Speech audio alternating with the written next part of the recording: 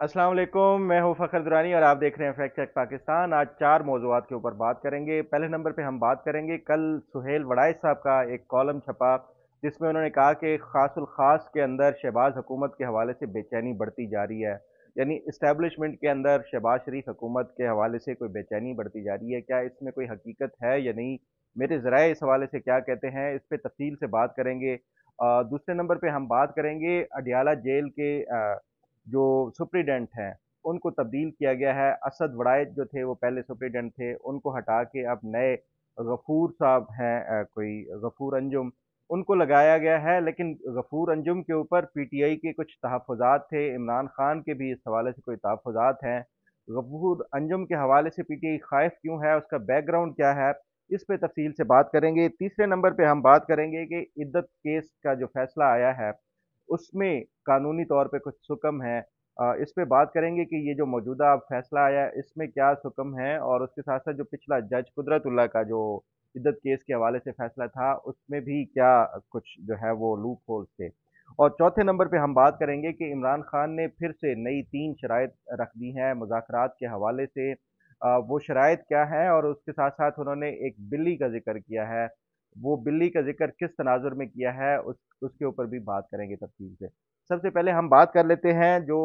कल सुहेल वड़ाइच साहब ने जो है, जिन्होंने एक मशहूर ज़माना एक कॉलम लिखा था और फिर बुक भी लिखी थी, ये कंपनी नहीं चलेगी, इमरान हुकूमत के हवाले से उन्होंने वो कहा था। और फिर उन्होंने अब ये दोबारा एक पेशीन गोई की है कि खासुल खास और जो इस्टेब्लिशमेंट है वो शहबाज शरीफ हुकूमत से खाइफ है, और उसकी रीज़न ये है कि जो टारगेट और जो शहबाज शरीफ हुकूमत को मईशत बहाली के हवाले से वो दिया गया था, उनका हनीमून पीरियड ख़त्म हो चुका है, लेकिन अभी तक कोई वो कहते हैं ऐसी कोई पेशरफ्त नहीं हुई, कोई ऐसी बेहतरी जो है वो सामने नहीं आ रही मईशत के हवाले से, परफॉर्मेंस, गुड गवर्नेंस, ये तमाम तर चीज़ें, और उसके साथ साथ आवाम को रिलीफ नहीं मिल रहा। साथ ही उन्होंने अपने जो कॉलम है उसमें ये भी जिक्र किया है कि शहबाज शरीफ, इसमें कोई शक नहीं कि वो बहुत ज़्यादा मेहनत भी कर रहे हैं, वो ब्यूरोक्रेट्स को टफ टाइम दे रहे हैं, वो अपने वज़रा की जो है वो उनको झाड़ पिला देते हैं और टफ टाइम दे रहे हैं। लेकिन उसके बावजूद भी वो कहते हैं कि शहबाज शरीफ हुकूमत वो डिलीवर नहीं कर पा रही जिसकी खासुल खास को उम्मीद थी। और यही वो वजह है कि वो खासुल खास जो है वो अब शहबाज शरीफ हुकूमत के हवाले से उनकी बेचैनी हर गुजरते दिन के साथ बढ़ती जा रही है, और वो जो बेचैनी की जो एक हंडिया है वो कहते हैं कि उसके ऊपर आहिस्ता आहिस्ता वो उसमें जोश आता जा रहा है। और फिर उन्होंने ये भी कहा कि नवाज शरीफ और शहबाज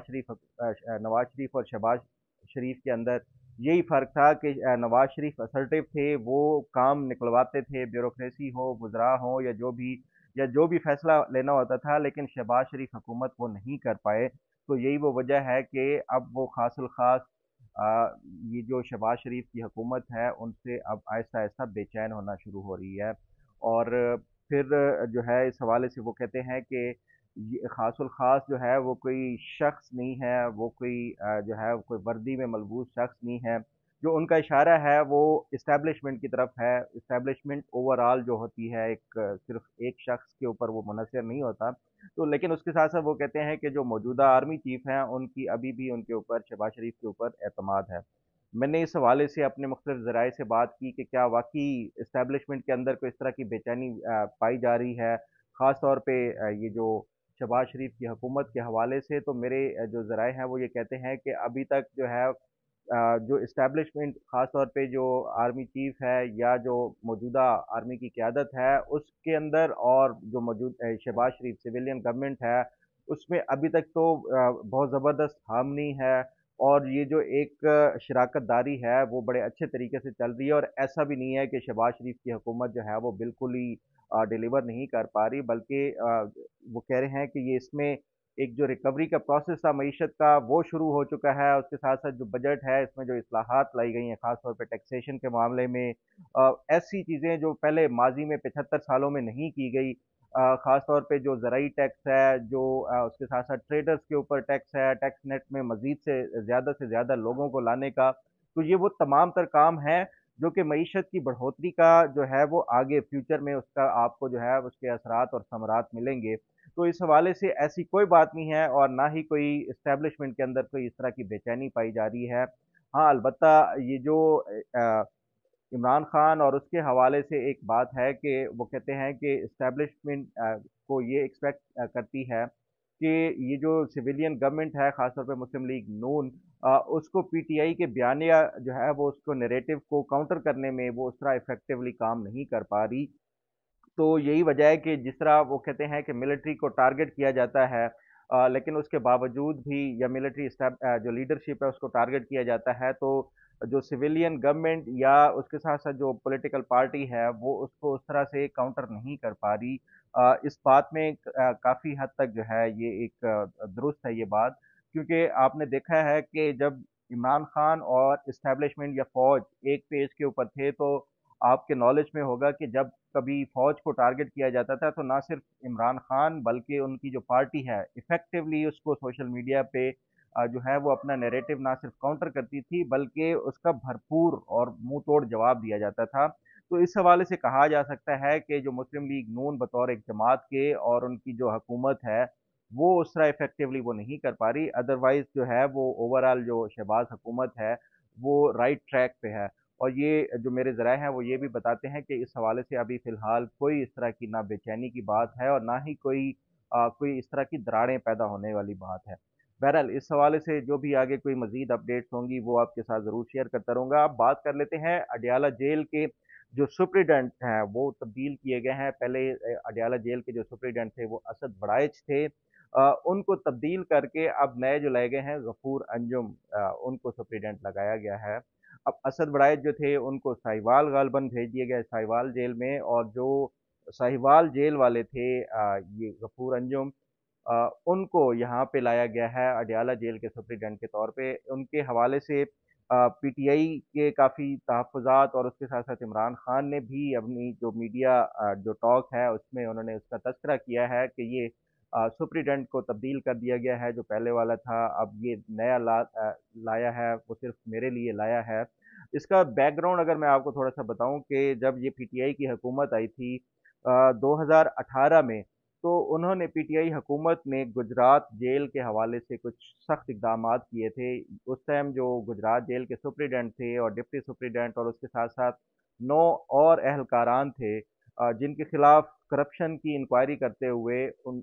9 के 9 अफसरान को जो गुजरात जेल के थे उनको निकाल दिया गया था। उस टाइम जो सुप्रीडेंट थे ये गफूर अंजुम थे जिसको बुज़दार हुकूमत ने निकाला था, और 1 साल जो उनके ऊपर ये करप्शन के चार्जेस की वजह से कि इन्होंने कैदियों से रिश्वत ली है, इन्होंने उस भत्ताखोरी की है, कैदियों के जो फैमिलीज़ हैं उनसे रिश्वत ली जाती है, ये तमाम तर इल्ज़ामात थे। फिर एक इंक्वायरी बिठाई गई और इंक्वायरी के बाद इनको जो है वो अपनी नौकरी से निकाला गया था। 1 साल जो है वो इनको बहाल नहीं किया गया। फिर 2020 या गालिबन 21 में जो है इनको दोबारा बहाल किया गया था। तो ये जो गफूर अंजुम साहब हैं, इस हवाले से इनके अंदर कोई रिजेंटमेंट है जो पीटीआई के हवाले से, तो यही वो वजह है कि पीटीआई ये डरती है कि ये जो है अपना वो जो इनको नौकरी से बर्खास्त करने वाला गुस्सा था शायद वो इनके ऊपर ना निकालें। तो इस वजह से इमरान खान हो या पीटीआई हो वो अडयाला जेल के अब जो नए तैनात होने वाले सुप्रीडेंट हैं उनसे कुछ हद तक खाइफ हैं। अब बात कर लेते हैं ये जो इद्दत केस का जो फैसला है, कल आपने देखा है कि बुशरा बीबी और इमरान खान दोनों की सज़ाओं को ख़त्म कर दिया गया है और अपील मंजूर कर ली गई है। इस हवाले से काफ़ी लोग सवाल उठा रहे थे और इस पे कि क्या कोई वाकई ये केस नहीं बनता था। कुछ लोग जो है उसको मुआशरती हवाले से कहते हैं कि ये इस तरह औरतों की इज्जत को उछाला गया है, ख़ावर मानिका के ऊपर लान तान की गई है। लेकिन अगर इसके कानूनी पहलुओं को देखा जाए तो जो पहले जज कुदरतुल्लाह का फैसला था जिसमें उन्होंने ये पूरा बताया कि ये एक वायलेशन किस तरह थी जो इमरान खान और बुशरा बीबी के इद्दत के दौरान निकाह के हवाले से, और फिर जो जिस बुनियाद के ऊपर आर्टिकल जो था 496 के तहत जो इनको सज़ा दी गई थी कि ये फ्रॉड मैरिज है, फ्रॉडलेंट जो मैरिज है, उसकी बुनियाद के ऊपर इनको वो किया गया था इमरान खान और बुशरा बीबी को 7 साल की सज़ा। उसमें बुनियादी तौर पे जो जज कुदरतुल्लाह थे उन्होंने 3-4 चीज़ों के ऊपर रिलाय किया था। एक तो जो कुरानी तालीमात थी उसमें सूरह बकरा, सूरह तलाक की उन्होंने बाकायदा आयात का हवाला देते हुए अपने फैसले में ये बताया था کہ جو قرآن میں اللہ تعالیٰ کے جو احکامات ہیں کہ عورت کو جب طلاق ہوتی ہے تو اس کے لیے کیا کیا ریکوائرمنٹس ہیں، اس میں جو سورہ بقرہ کی وہ دی گئی کہ 90 ڈیز کا جو پیریڈ ہے عورت کو طلاق کے بعد، وہ 3 مینسٹرول جو پیریڈز ہوتے ہیں وہ انتظار کرنا پڑتا ہے، اس کے بعد جا کے یہ جو طلاق کا وہ ایک پروسیس ہوتا ہے وہ کمپلیٹ ہوتا ہے۔ تو انہی قرآنی اور اس کے ساتھ ساتھ جو شرعی تعلیمات تھی اس کو بنیاد بنا کے جو پاکستان میں مسلم فیملی لا آف 1960 بنایا گیا، جس میں تمام فقہ جات چاہے وہ شیعہ مسلک سے ہو، سنی مسلک سے ہو یا سنی مسلک کے کوئی اور سیکٹس ہوں، ان تمام کو جو ہے وہ ان کے متفقہ طور پہ یہ مسلم فیملی لا بنایا گیا تھا۔ اور اس مسلم فیملی لا کی جو کلاس 7 ہے، اس کے مطابق اگر طلاق دی جاتی ہے کسی عورت کو تو وہ متعلقہ جو خاوند ہے وہ رجسٹر کرائے گا جو یونین کونسل ہے، جس یونین کونسل میں اس کی بیوی رہتی ہے، رہائش پذیر ہے، اس میں جا کے یہ رجسٹر کرائی جائے گی طلاق، اور 90 دن دیے جاتے ہیں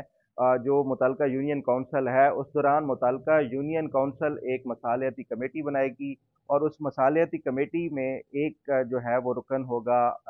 جو عورت کی طرف سے اور ایک مرد کی طرف سے، اور ایک جو ہے وہ یونین کونسل کا اپنا چیئرمین ہو یا وہ کسی کو منتخب کر کے کہ اگر آپس میں ریکنسائل کر سکتے ہیں میاں بیوی تو وہ کر لیں، ادروائز پھر 90 ڈیز کے بعد وہ یونین کونسل طلاق کا سرٹیفکیٹ جاری کر دیتی ہے۔ تو مسلم فیملی لا کے مطابق جو تھا یہ جو عمران خان اور اس کا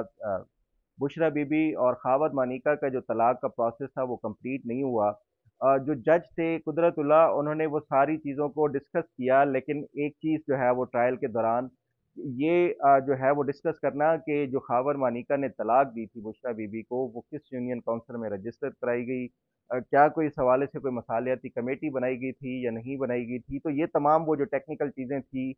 وہ اگنور کر دی گئی، اور اس جو اب موجودہ فیصلہ ہے اسی کو بنیاد بناتے ہوئے اور یہ اسی کے حوالے سے پھر انہوں نے جج جو افضل مجوکا تھے وہ کیا، لیکن جو جج افضل مجوکا ہے ان کے حوالے اس فیصلے میں انہوں نے بالکل جو قرآنی تعلیمات ہیں اس کو بالکل ٹچ ہی نہیں کیا، اور انہوں نے جو ہے وہ قانونی اس کے اوپر رلائے کرتے ہوئے ان کی جو اپیل ہے وہ ایکسیپٹ کر لی، اور ان کی جو سزا تھی وہ کالعدم قرار دے دی بشرا بی بی اور عمران خان کی۔ بہرحال یہ اس کی اب وہ اپیل پہ جائیں گے، رائٹ سیکنڈ اپیل میں بھی جو ہے وہ خاور مانیکا جا سکتا ہے، اور اس حوالے سے آگے پھر مزید جو بھی پیش رفت ہوگی وہ بھی آپ کے ساتھ ضرور شیئر کروں گا۔ اب بات کر لیتے ہیں اپنے پروگرام کے آخری حصے کی طرف کہ یہ جو عمران خان نے